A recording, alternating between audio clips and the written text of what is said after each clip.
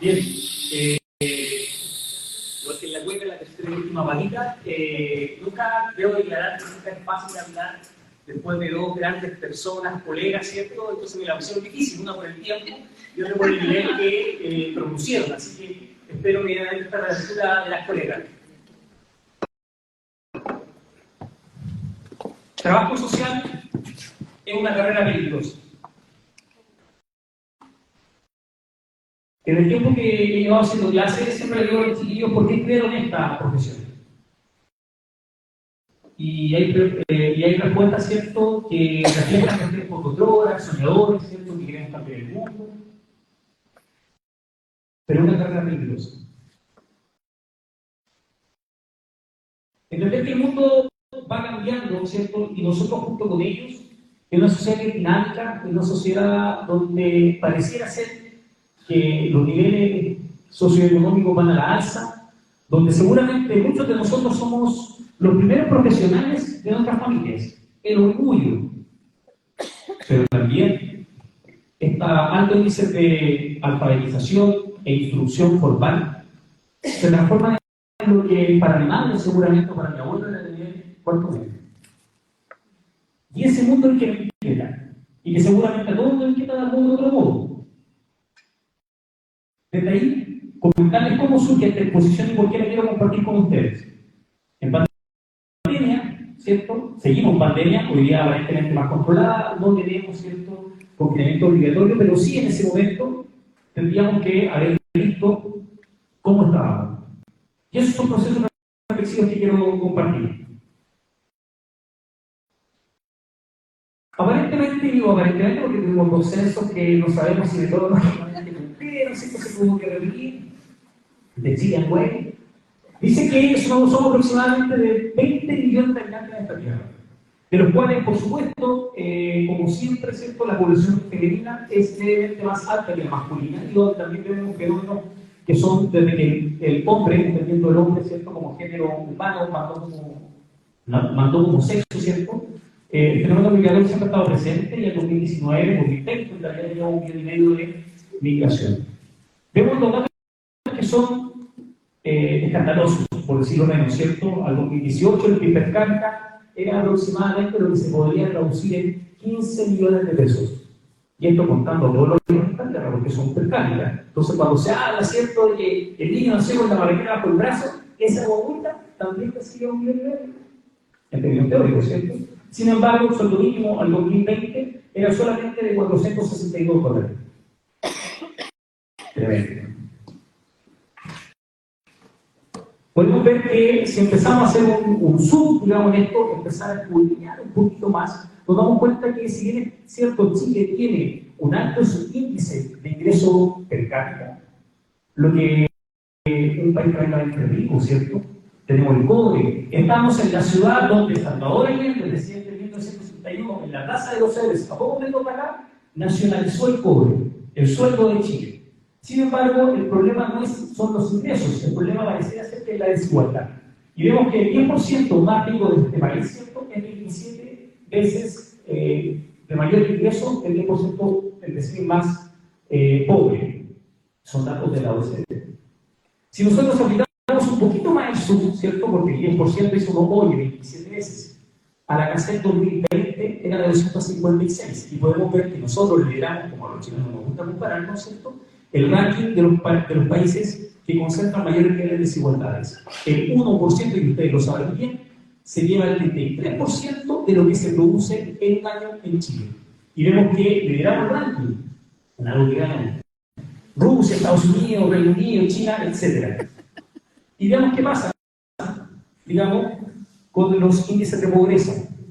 Hoy día, la CACEP, ¿cierto?, ahí se ve, ¿cierto?, ustedes lideran a través del Ministerio de Desarrollo Social, que bajó, ¿cierto?, de un 10,7 en la CACEP 2020 en pandemia, a la actual que se anunció hace muy poquito, a un 6,5.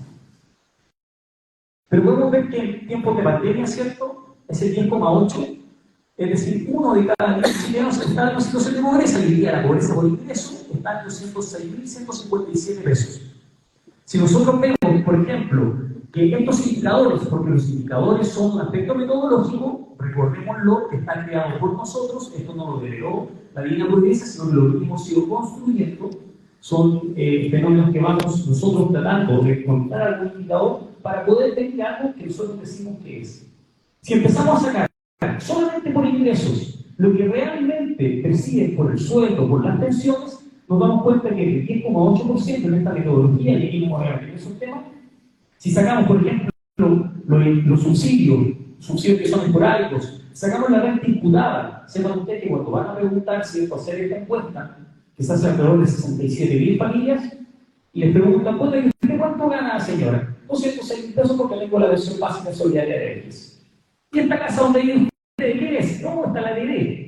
¿Y cuánto cuesta un aliento más? Menos en este sector. Vamos a presentar el número.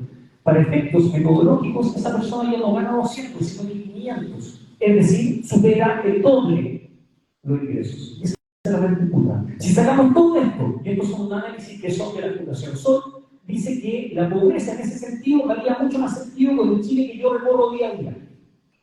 De 1 de cada 10 pasamos a 4 de cada 10 los que estarían por ingreso en situación de pobreza. Y aquí pueden ver los datos. Si nosotros desglosamos esto, ¿cierto? Podemos ver que también hay diferencias abismales. Trabajo social, insisto, es una profesión peligrosa. Nosotros vamos donde nadie quiere ir, escuchamos a quienes nadie quiere escuchar, y en la visita domiciliaria, yo diría que dependencia severa, uno muchas veces oye cosas que nadie más quiere oír. Trabajo social es peligroso. Nos damos cuenta que así un día las Coreas, ¿cierto? Que hablaban de unas carreras de cuidado altamente feminizadas. La mujer, sin embargo, hoy día sigue ganando menos que el varón. 30% de las pensiones menos, ¿cierto? Las oportunidades de trabajo, el tema de los cuidados hoy día está puesto favorablemente, ¿cierto?, en la discusión pública, y vemos que en términos porcentuales reales, un 10,6% de pobreza en los hombres, la cifra oficial es un 11% en las mujeres, se disparan a 36 y 40 y algo en las mujeres, brechas abismales. ¿Y qué pasa en nuestra región? Vemos que en la región de O'Higgins nosotros estamos levemente por debajo de los niveles de pobreza reales. Sin embargo, si sacamos esta metodología de la Fundación Sol, se llevan a 40,6. 4 de cada 10 habitantes de esta preciosa región están en situación de pobreza. Para que si la Araucanía, 56,4. Frente a todo este escenario descarado, que con el pesimismo, la razón, uno piensa pensar, bueno, ¿y por qué estudiar una carrera altamente autoflagelante por obligación? ¿Cuál es el mundo en el cual nos situamos? Y desde ahí surge la reflexión preliminar, nunca como materia acabada. Creo yo que uno nunca termina de concluir a ciencia cierta los fenómenos sociales, sino que son construcción permanente. Y es por eso que les presento yo, cual si fuera un viaje, 3 dimensiones. Primero, vamos a hablar de poder comprender el mundo altamente globalizado en el cual nosotros nos desempeñamos. Ya te quedaba la talla acá, ¿cierto? Que mi presentación era romántica, de boteros del mundo contemporáneo. Reflexiones confinadas. Claro, estaba encerrado en mi casa, ¿cierto? Cuando contacté el niño, tenía mi abuela, no tenía prohibido fumarme en la casa. Y nos damos cuenta que la sociedad que nosotros vivimos, a un gran sociólogo polaco, radicado en Inglaterra, como es Sigmund Bauman, que falleció hace muy poquito, 2017, el año que entra en funcionamiento de la universidad, proponía un concepto maravilloso de modernidad liquida. Lo liquida entendiendo como que aquellos flujos, ¿cierto?, abuosos se pueden adaptar en el tiempo, en contraposición de una sociedad, ¿cierto?, altamente rígida. Y aquí algunos conceptos. Y solución de ese sentido de pertenencia social del ser humano para dar paso a una marcada individualidad. Vivimos en una sociedad en la cual, por ejemplo, en términos de pandemia, la solución estatal a un problema colectivo fue retirar los fondos de capitalización individual. A problemas colectivos, solución individual. Nos damos cuenta que a través de estas modernidades líquidas, ¿cierto?, hay una separación de tiempo y espacio. Algo que me llama altamente la atención, muchos de nosotros podríamos decir que nuestros padres, ¿cierto? Gente cercana a uno, gente de más edad, son analfabetos digitales. En cambio, nosotros sabemos manejar muy bien nuestras redes sociales, ¿cierto? O las denominadas redes sociales. Sabemos nosotros como trabajadores y trabajadoras sociales que las redes sociales son otra cosa, pero estos dispositivos. Me acuerdo perfectamente que para poder comunicarme con mi abuelita que estaba en San Carlos, en la región del Ñuble, tenía que mandar una carta, que todavía la tengo guardada. Y tenía que esperar 1 o 2 meses para poder tener una respuesta de ella. Por ende, si bien es cierto, casi los 300 kilómetros que nos separan parecían más distantes, hoy día eso se diluye. Hoy día ustedes pueden comprar cosas por AliExpress, pueden cargar cosas a través de Amazon, pueden cargar libros a España a través de un libro. Es decir, como diría Bauman, hoy día el mundo estamos a un clic de distancia. Por ende, la separación de tiempo y espacio se desvanece. Por otra parte, la transformación de la esencia del trabajo. Lo comentaba con unos colegas que, independientemente de nuestras legítimas diferencias políticas, ¿cierto? Partidistas, etcétera, etcétera, teníamos una visión de país. Principio del siglo XIX, 3 de cada 10 chilenos entraban a estudiar. 3 de los 3 eran varones. Gran desafío, y terminando el siglo XIX, empezando el 20, pero el reserva, en 1938, institución primaria obligatoria. 4 años. Gobierno de Lagos se subió a 8. Después, gobierno de Lagos, perdón, se subió a 12 años. Sin embargo, teníamos una visión país, alcanzar lo que denominamos el desarrollo. Hoy día parece ser que adolecemos de eso. Y hoy día, cada uno de nosotros, ¿cierto?, está marcado por una situación individualidad. El ejercicio colectivo del trabajo social, que por ese entonces el colegio de asistentes sociales era obligatorio. Hoy día, después de un decreto en dictadura 78 y 79, ¿cierto?, deja de serlo. Hoy día cada uno ve la educación ya no como la liberación de la conciencia, sino como una acentuada, ¿cierto?, posibilidad de poder acceder a mejores condiciones laborales para entender esto de lo que llamamos la movilidad social. Mis padres me decían, anda a la Universidad de Valparaíso para que sean más que nosotros. Yo lo digo acá, se lo he dicho a ellos y lo digo siempre. Yo conservo la mitad de lo que es mi papá, y conservo la mitad de lo que es mi mamá, no es mi papá. Pero entendemos también que en este mundo el dinero pareciera ser que no hace mejores cosas. Gracias. Sí. Otra clave, que está en la segunda estación que los quiero invitar, no sé si lo conocen, pero se lo presento, es un filósofo contemporáneo en esta sociedad de modernidad en Libia, ¿cierto? Nació en Seúl, Corea del Sur, migró a la cuna, a la meca de la filosofía moderna como en Alemania, y este filósofo, Byung-Chul Han, plantea un libro que a mí me parece fascinante, entre otros tantos, que es como es la sociedad del cansancio. Para poder entender el mundo en el cual nos desarrollamos, es necesario comprender. Byung-Chul Han, en síntesis, ¿cierto?, nos plantea que en esta sociedad de cansancio estamos marcados todos y cada uno de nosotros, ¿cierto?, por un exceso de positividad. Y no es como esta positividad, ¿cierto?, que nos muestra algunas personas de como el que quiere puede, ¿cierto? Amiga, tú podías. No es como me levanto con el pie derecho, lo de Cristo para que todos los astros, ¿cierto?, salir y poder salir. Y de hecho aquí tenemos a los materiales y todo el rollo, para que nos vaya bien, ¿cierto? Sino que teniendo la posibilidad, como la sociedad que ha caracterizado el siglo XXI, esa sociedad de rendimiento, que se caracteriza, y ahí ya, cuando digo hombre me refiero a la categoría humana, más no género, ¿cierto? El hombre puede, pasamos del deber al poder. Entonces ahí viene la exigencia y sobre todo aprovechando que hay muchas más mujeres, ¿cierto?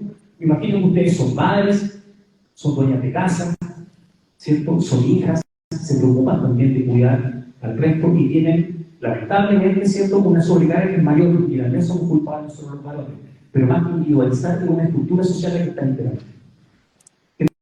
Entonces nos compramos este rollo, ¿cierto?, de que nada es imposible. Hoy día todo lo podemos hacer. Y surgen frases, ¿cierto?, aparentemente dogmáticas, que el pobre es pobre porque quiere, si uno se esfuerza puede conseguirlo todo. Las posibilidades del gobierno anterior de que yo haya optado para un puesto de cargo político en el gabinete eran igual a cero. Mayoritariamente hombres, blancos, blancos, apellido con Poserre, santiaguinos del lado oriente, de la Universidad Católica o la de Chile preferentemente. Mis posibilidades reales, concretas, a través de datos, ¿cierto?, eran tendientes a cero. Por ende, el no poder más conduce a un destructivo reprochecismo y la autoadhesión. Y ahí surge otro fenómeno cuyo estamos viendo, que es el multitasking, y que yo me di cuenta una vez que estaba en Valparaíso, estoy allá, yo de la fortuna de trabajar en la ciudad de Puerto, me mandaron a una reunión con la gente de INJU y tenía que responder una serie de correos. Y tomé la micro en los preciosos cerros de Valparaíso, una villa que era ciudad Puerto esquizofrénica por su construcción, y tenía que responder correos. Y en el trayecto, con el celular, lo que hacemos muchísimo, iba respondiendo correos. Es decir, en una actividad iba cumpliendo dos tareas. Y tenía que comunicarme con otras personas y el multitasking, la multitarea. ¿Cómo lo hago bien?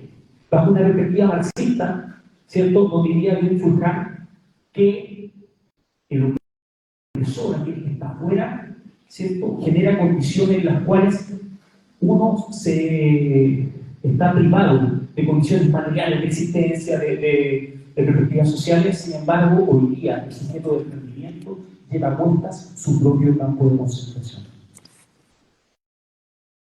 Y en esta sociedad que pareciera ser, que yo les dije que trabajo ser una carrera peligrosa, surgen algunas reflexiones que son preliminares. Nadie conoce al otro, nadie es capaz de conocerse a sí mismo si es que no conoce previamente los códigos por los cuales se configura el mundo. Simón de Beauvoir ya lo decía, la mujer no es, se hace, son construcciones sociales. Y en esta sociedad del cansancio, en esta sociedad del rendimiento, en esta sociedad donde pareciera ser que el tener es el ser, donde pareciera ser cierto que tenemos altos índices de desarrollo humano, estamos codeándonos con países de la OCDE. Sin embargo, tenemos una miseria aparentemente en nuestra piel y en nuestro corazón. ¿Cómo damos solución a eso?